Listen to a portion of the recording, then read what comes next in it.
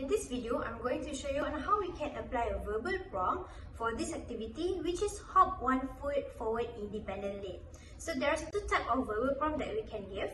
The very first one is by counting. So for instance, you count 1, 2, 3 for the children to bend knees.